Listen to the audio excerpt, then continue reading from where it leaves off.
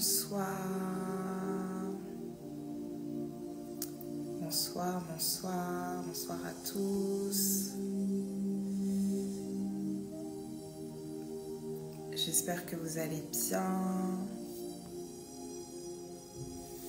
J'espère que chacun d'entre vous se porte bien. J'espère que vous avez passé une bonne journée. En tout cas, en ce début ce samedi, c'est le week-end. J'espère que la semaine s'est bien passée. Et bienvenue sur notre live qui s'intitule « Comment recevoir la vision de Dieu pour ma vie ?» C'est un sujet qui est important, on le sait, pour nous qui sommes en Christ, pour nous qui sommes de passage sur cette terre, pour nous qui avons des projets à accomplir, une volonté à manifester, en tout cas celle du Père. Nous voulons tout simplement savoir comment recevoir la vision que Dieu a placée en chacun d'entre nous. Alors je nous laisse le temps de nous connecter et on va démarrer, on va commencer. Alors je vois quelques personnes connectées. En tout cas, bonjour à tous. Je ne vois pas vos prénoms, mais en tout cas, bonjour. J'espère que ça va là où vous vous trouvez. Et initialement, on devait avoir notre live le mardi de cette semaine. Mais malheureusement, mon corps était un peu malade. Et c'est pourquoi j'ai décidé de le faire aujourd'hui et de ne pas attendre mardi prochain. Donc voilà. En tout cas, je laisse encore un peu de temps aux personnes de se connecter et on va démarrer, on va débuter très rapidement. En tout cas, bonjour à Femme Angolaise qui est connectée. Bonjour, de là où tu te trouves. Bonjour. Bonjour à Crescence aussi qui est là, connectée. Bonjour. Ok, bon, on va commencer de ce pas. Et je vais prendre le temps de rendre grâce au Père. Bonjour, femme angolaise, je ne connais pas ton prénom. Mais je t'envoie le bonjour de là où tu te trouves. Et on va prendre le temps de rendre grâce au Père, rendre grâce à Dieu au Père pour ce temps de partage qui nous permet de pouvoir avoir tous ensemble. Alors Seigneur, je veux te dire merci pour ce temps ce live, pour ce temps de partage, pour ces 1 heure que tu nous permettras de pouvoir passer tous ensemble, Seigneur, autour de ce thème qui est combien important, qui s'intitule « Comment recevoir la vision de Dieu pour ma vie ?»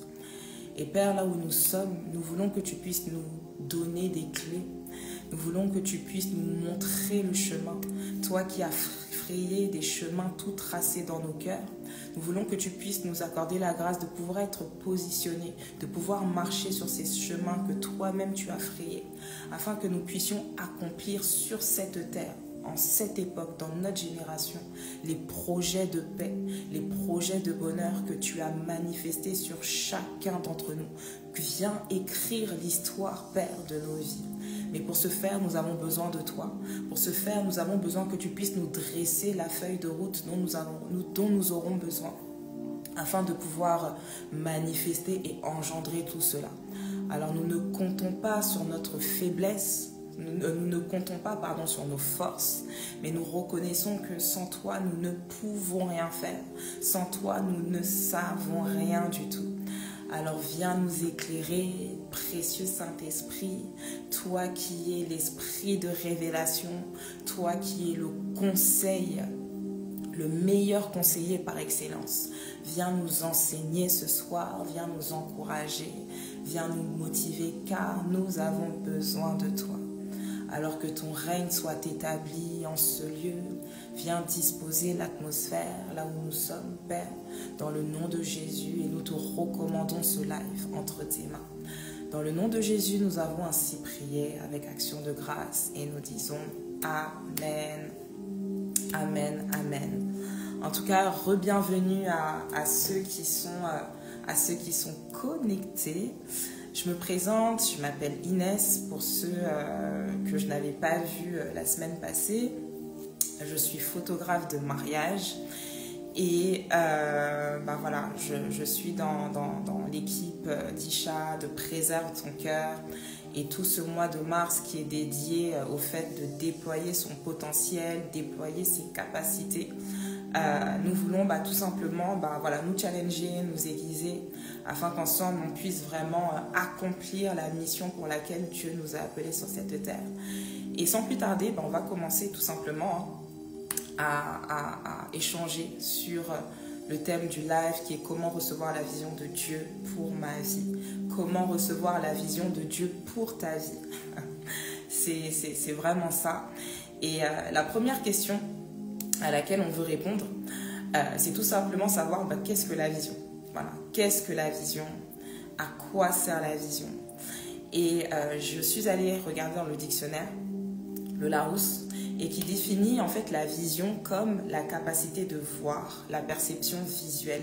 C'est une image, une représentation mentale de quelque chose, une conception claire d'un objectif futur. Donc ça, c'est la définition que le Larousse nous donne. Mais maintenant, pour nous qui sommes en Christ, qu'est-ce que la vision selon la parole de Dieu? Bon, la parole ne définit pas, la Bible ne définit pas, ne donne pas une définition comme il pourrait le faire pour la foi. La foi, on sait que c'est une ferme assurance des choses que l'on espère et une démonstration de ce que l'on ne voit pas, comme nous l'enseigne Hébreux 11. Mais pour la vision, on n'a pas une définition claire en fait. Et de ce que j'ai pu comprendre, de ce que j'ai pu observer durant mes diverses méditations, durant les différents livres que j'ai pu lire, c'est que la vision, en fait, c'est tout simplement une révélation, une direction, un plan, un chemin que Dieu vient placer en chacun d'entre nous. Et la vision sert en fait tout simplement à répondre aux desseins que Dieu a manifestés, suscités sur chacune de nos vies. La vision, c'est tout simplement la capacité de pouvoir, déjà on sait la vision vient du mot vue. Je n'ai pas l'étymologie en grec ou autre, mais déjà vision, ça vient du fait de pouvoir voir, de pouvoir se projeter, de pouvoir percevoir. Et la vision en Christ, c'est ça, c'est la capacité de pouvoir voir au-delà de ce que mon entendement ne voit pas. Je ne sais pas si c'est clair. Ça paraît un petit peu technique, mais la vision divine, c'est vraiment ça. C'est vraiment, comme le Seigneur nous le montre, j'ai écrit là que c'est vraiment le plan que Dieu nous donne, que Dieu donne à une personne pour pouvoir accomplir les projets de paix, de bonheur sur la terre, parce que Dieu a greffé en chacun d'entre nous une destinée que l'on a appelée à manifester et à vivre.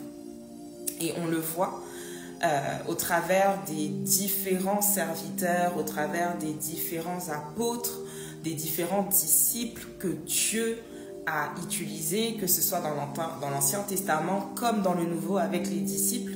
On voit que notre Père qui est dans les cieux a utilisé des hommes sur cette terre qui étaient des personnes ordinaires, des personnes lambda, des personnes qui, avant que Dieu ne les utilise, n'auraient jamais pensé pouvoir accomplir, faire, manifester tous les projets finalement que Dieu leur a permis de susciter.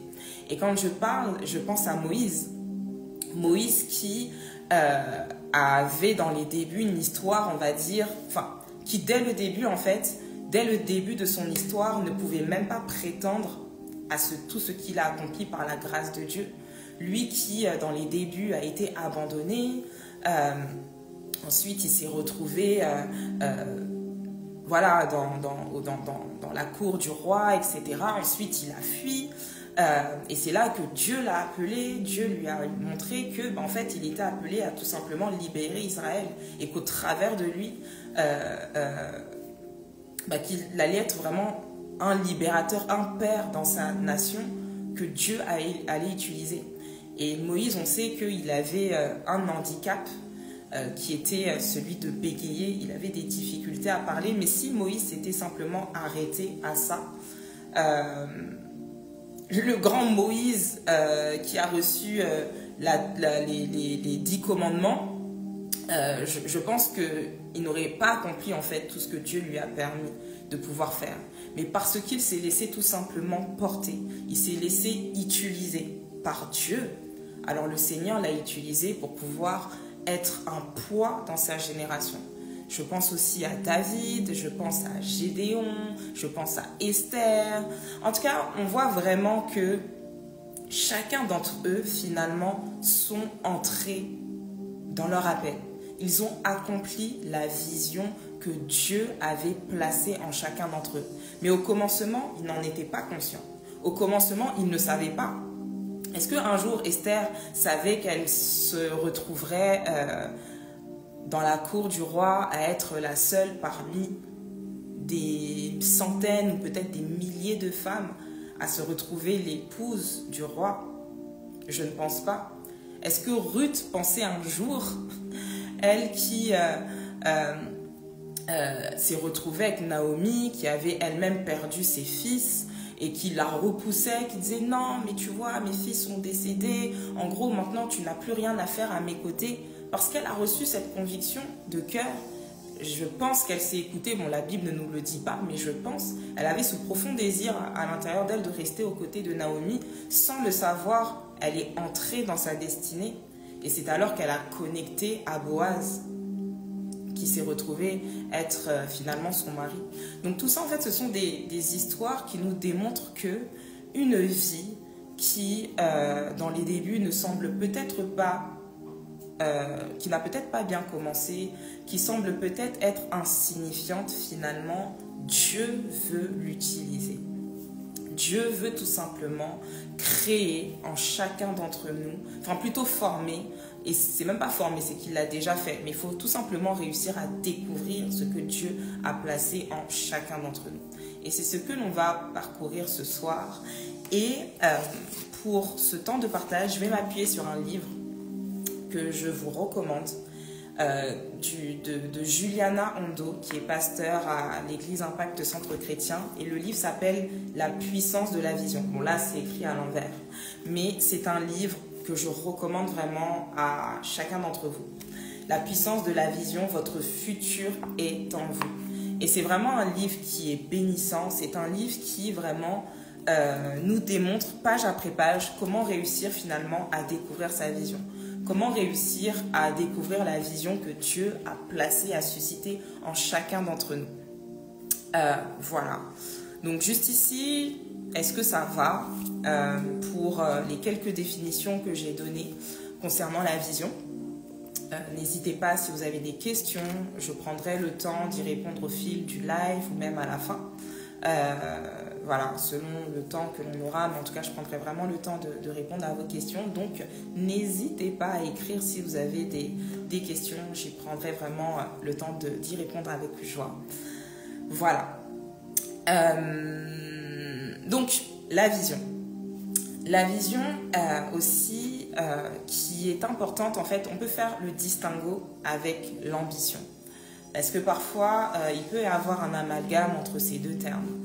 La vision, je l'ai dit, c'est Dieu qui nous la donne, c'est Dieu qui la greffe et qui la place en chacun d'entre nous.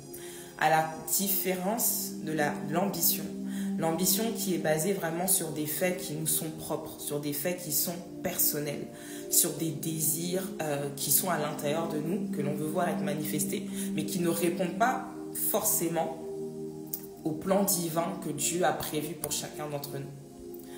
Donc ça, c'est vraiment le distinguo à faire, parce que tu peux recevoir une vision, une vision, tu peux recevoir une vision, mais cette vision-là peut être aussi basée sur des ambitions qui sont personnelles. Mais après, ça ne veut pas dire que c'est mauvais. Ça ne veut pas dire que ce n'est pas ce à quoi Dieu t'appelle à manifester, mais on va parcourir et voir comment faire pour pouvoir discerner en fait quelles sont mes ambitions et comment répondre à la vision que Dieu a prévue pour ma vie. Donc, pour ce faire,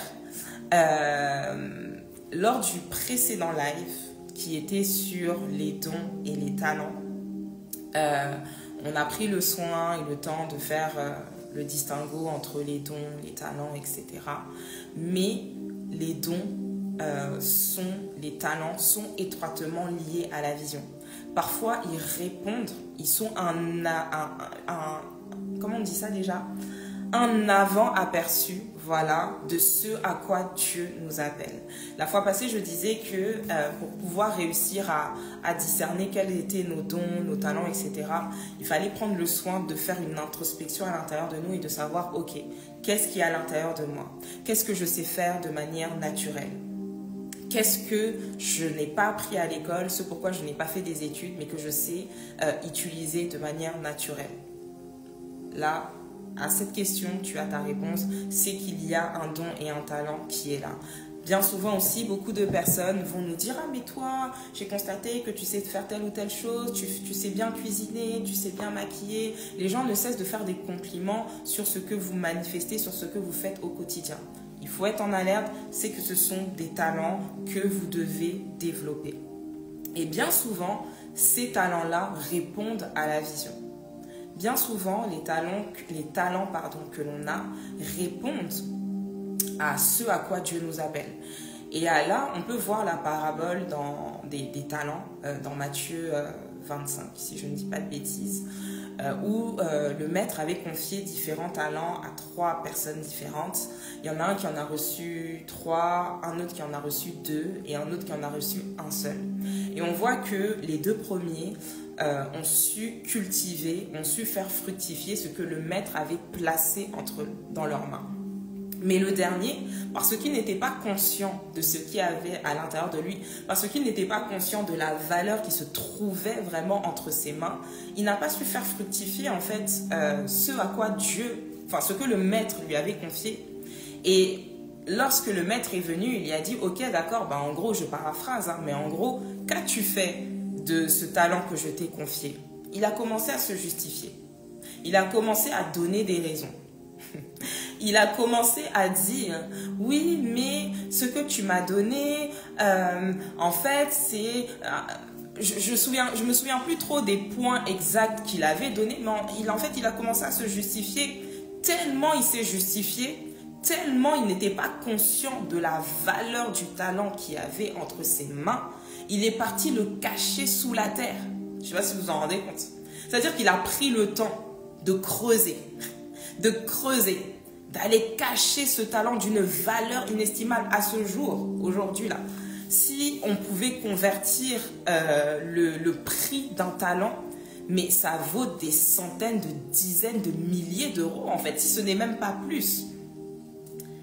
Parce qu'en fait, il n'était pas conscient de ce qu'il y avait à l'intérieur de lui. Là où le Seigneur dit que depuis le sein de notre mère, il nous connaissait déjà. Il a établi et formé des projets de paix. C'est-à-dire que s'il était conscient de cette parole et que cette parole-là était effective dans sa vie, jamais il ne se serait permis d'aller jusque creuser pour aller cacher un talent d'une valeur, mais qui peut même acheter un terrain, qui peut même être à ce jour un apport pour acheter un appartement, pour acheter un bien, un investissement, en fait, tellement que ça avait une très très forte valeur. Mais il l'a caché, il l'a placé, sous terre du moins.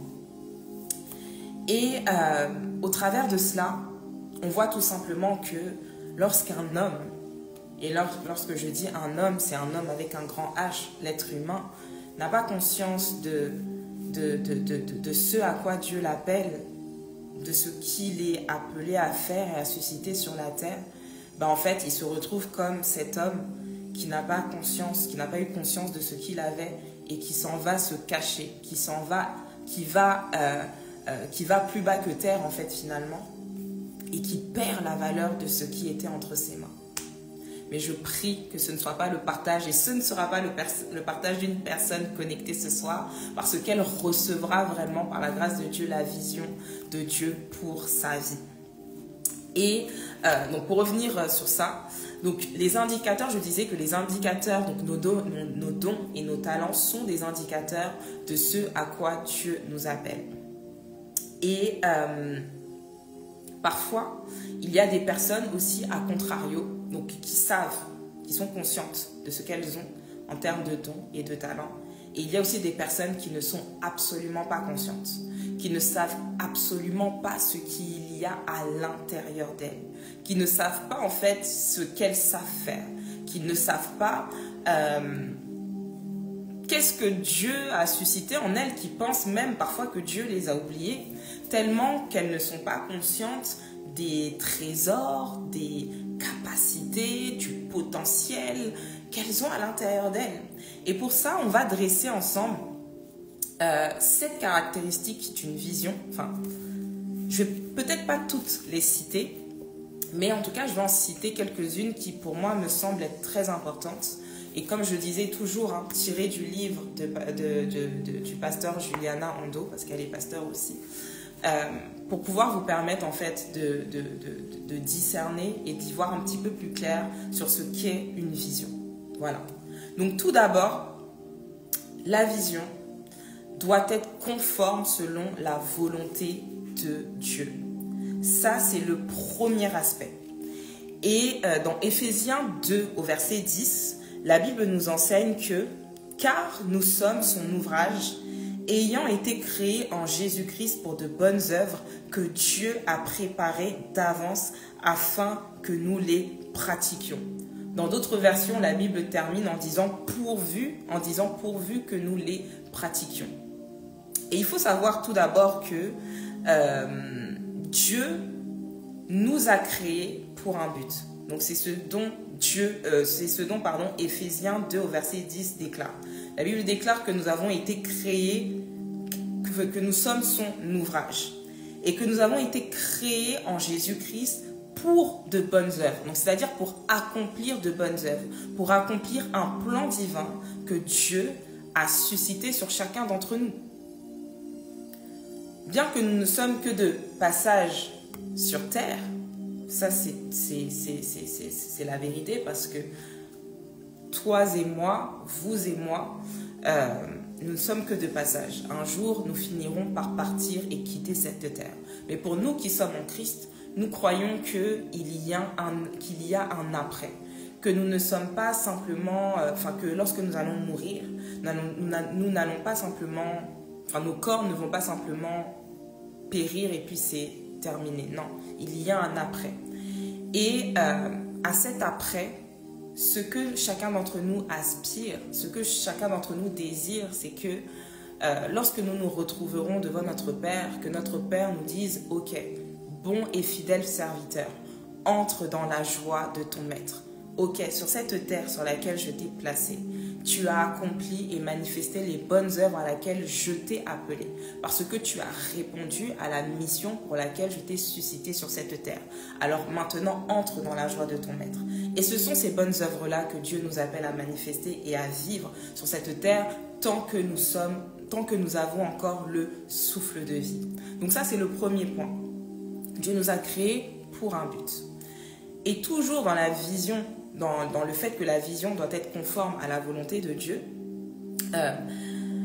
celle-ci aussi est la clé pour notre épanouissement et pour notre bonheur. Pourquoi? Parce que nous savons que accomplir la vision de Dieu, c'est tout simplement répondre à sa volonté. Non pas sa volonté qui est bonne, même pas à celle qui est agréable, mais celle qui est parfaite. Parce qu'on aspire au parfait de Dieu. On aspire au meilleur du Seigneur pour chacun d'entre nous. On aspire au meilleur de Dieu pour notre vie. Et j'ai écrit que le carburant qui nous anime ne doit pas être simplement basé sur le simple fait de vouloir réussir, mais plutôt d'accomplir la volonté parfaite de Dieu. Donc nos propres ambitions, dans la vision que Dieu a suscité dans notre vie, on doit mourir à nos aspirations, à nos ambitions. On doit mourir à nos propres désirs. On doit mourir à notre propre volonté pour pouvoir posséder et acquérir celle que Dieu a suscitée sur notre vie. Ça, c'est vraiment en fait la base. Lorsque l'on parle de vision, Il s'agit tout simplement de se laisser transporter, de se laisser porter, de se laisser guider, de se laisser conduire par le Seigneur qui nous a appelés à manifester de bonnes œuvres. Donc ça, c'était le premier point. Je vais aller rapidement parce que si je prends le temps vraiment d'aller en profondeur, vraiment, on restera là super longtemps. Mais ça, c'était le premier point. Donc la vision doit être conforme à la volonté du Père, à la volonté de Dieu. Maintenant, deuxième point, la vision doit être grande. Une vision doit être grande. Dis-toi que une vision qui est petite, non pas qu'elle ne vient pas de Dieu, mais plus la vision en fait sera petite et plus la vision va te conforter dans la position dans laquelle tu te trouves. Plus la vision ne te semblera pas atteignable, enfin, oui, perceptible. Elle te franchira, excusez-moi, j'ai bugué. Plus la vision, en fait, te semblera petite, plus la vision te semblera être trop facile, en fait, d'accès, et plus elle ne suscitera pas spécialement en toi le désir de te battre pour vraiment, en fait, l'amener à la manifestation ou à sa perfection. Dieu, notre Père qui est dans les cieux, le roi des rois, le Seigneur des seigneurs, le créateur de l'univers, ne serait-ce que pour pouvoir créer la terre, il faut avoir une vision en fait qui soit tout simplement large en fait. Si Dieu s'était simplement contenté à se dire bon, bah d'accord, bah moi je vais simplement créer la terre et puis c'est tout. Il n'y aurait pas les continents, il n'y aurait pas la mer, il n'y aurait pas ne serait-ce que les êtres humains. Dieu a pris le soin de tout créer. Mais pour pouvoir tout créer, ce dans quoi nous vivons actuellement, dans ce siècle présent, il faut qu'il y ait une vision. C'est parce qu'il y a une vision qui a été répandue qu'à ce jour, vous et moi, nous sommes ici en fait. C'est parce que Dieu a pris le soin durant les 6 jours de peaufiner, de détailler, d'écrire. Je n'étais pas avec lui lorsque la terre a été créée, mais j'imagine que dans sa conception, il avait pris le soin de réfléchir.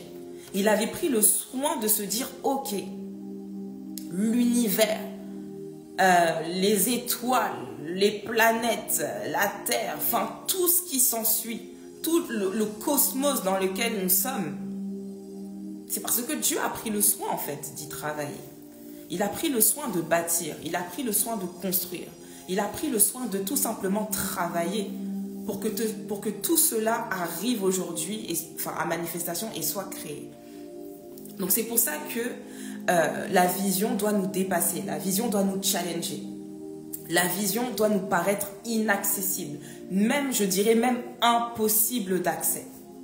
Et plus ça va te paraître difficile, et plus c'est là où le Saint-Esprit va télécharger en toi la capacité pour pouvoir réussir à atteindre cette vision, pour pouvoir réussir à l'amener tout simplement à manifestation. Et on peut prendre dans Genèse 12 au verset 1 à 3, Abraham, qui est le père de la foi, qui est notre père à tous. La Bible déclare, donc dans Genèse 12 au verset 1 à 3, l'Éternel dit à Abraham, va-t'en de ton pays, de ta patrie et de la maison de ton père dans le pays que je te montrerai. Je ferai de toi une grande nation et je te bénirai. Je rendrai ton nom grand et tu seras une source de bénédiction. Je bénirai ceux qui te béniront et je maudirai ceux qui te maudiront. Et toutes les familles de la terre seront bénies en toi ou encore au travers de toi. Waouh! J'aime beaucoup ce passage. Pourquoi? Parce qu'on voit que dans ce verset, Dieu appelle Abraham à entrer dans son appel. Il appelle Abraham en greffant en lui la vision de quitter son pays, quitter sa famille, quitter sa maison pour se rendre dans le pays que Dieu lui avait montré. Enfin, que Dieu plutôt lui montrerait parce que là, le Seigneur parle au futur. que je te montrerai. Et ensuite, il marque un point d'arrêt et il dit, je ferai de toi une grande nation. Je ferai de toi, c'est-à-dire que au travers de toi, des nations sortiront. Au travers de toi, des peuples seront formés.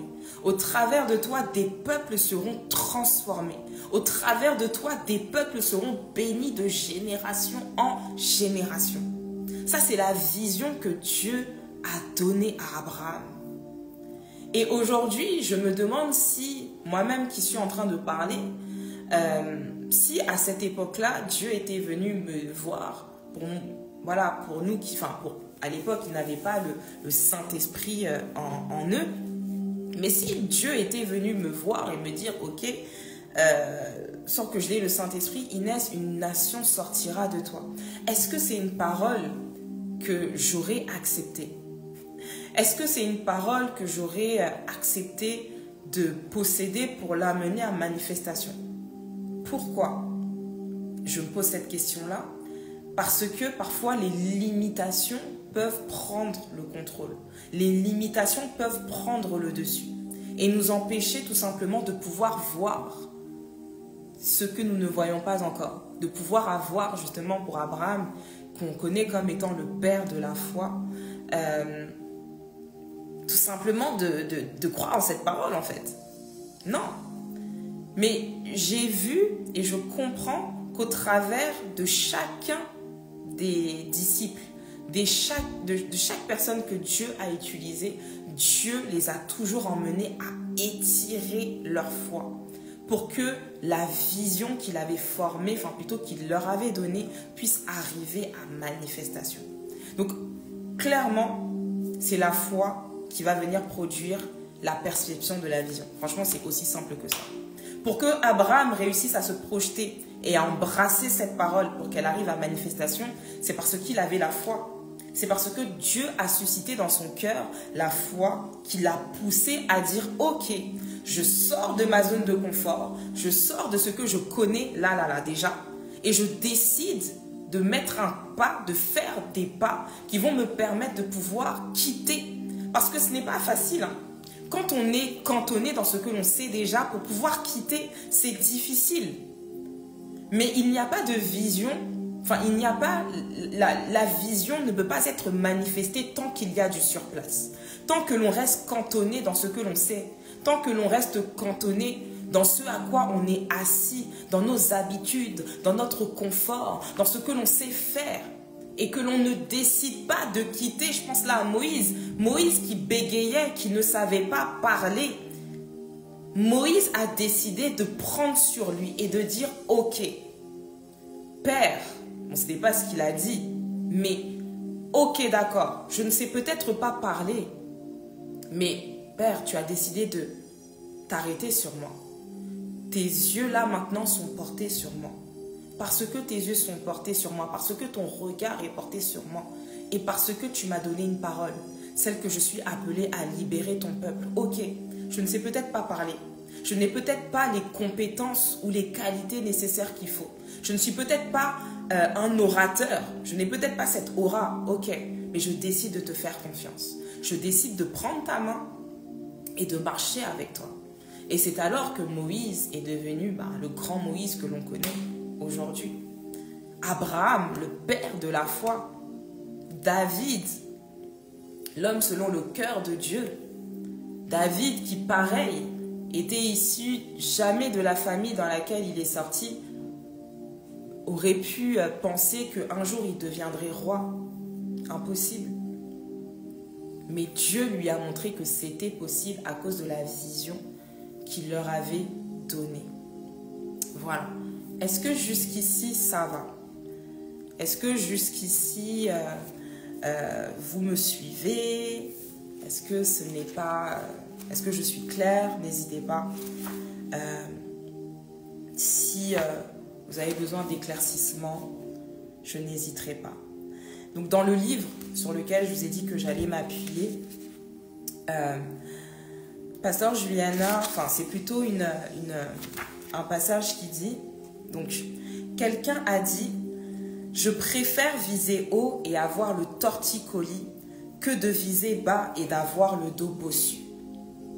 Je suis tout à fait, et elle poursuit en disant que je suis tout à fait d'accord avec cela, une vision qui vient de Dieu doit vous dépasser. En fait, c'est ça. Ça me parle en plus en ce moment. Bah, gloire à Dieu. Gloire à Dieu si ça te parle, parce que je sais que parfois ça peut être compliqué. Franchement, on se paraît insignifiant, on se dit mais purée, qu'est-ce qui est à l'intérieur de moi? Moi, je sais pas, je vois les autres avancer, je vois les autres se déployer autour de moi, mais moi, je ne sais pas ce qu'il y a à l'intérieur de moi et c'est frustrant. Et franchement, pour être passé par là, maintenant je ne dis pas que je connais tout, mais déjà du peu que le Seigneur m'a permis de pouvoir vraiment recevoir et comprendre, je rends grâce à Dieu tout simplement parce que, en fait, tout simplement, avoir ne serait-ce qu'un petit bout de la vision que Dieu nous donne nous permet de pouvoir racheter le temps.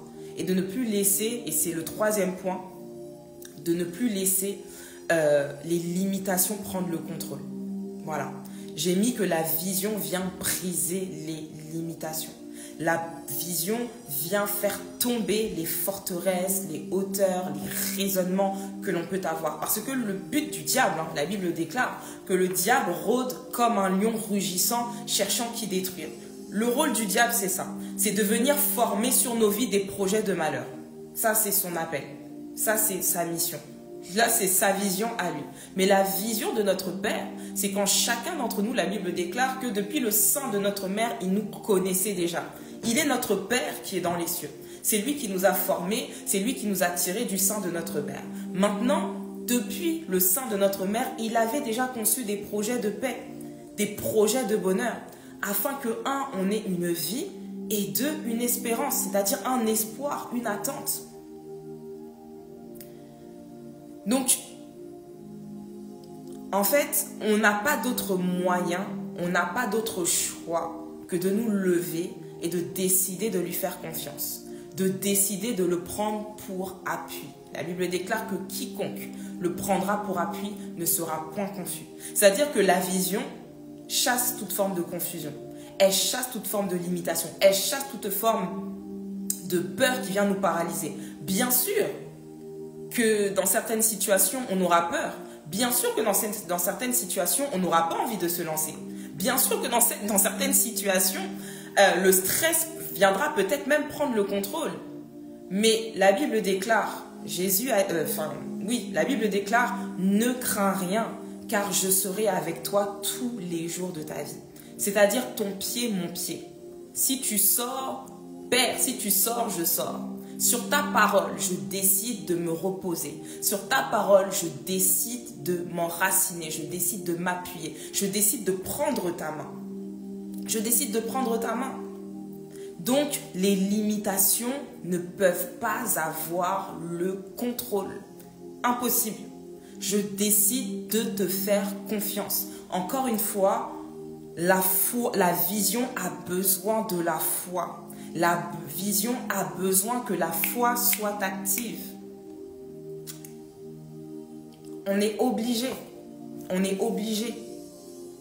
C'est obligé.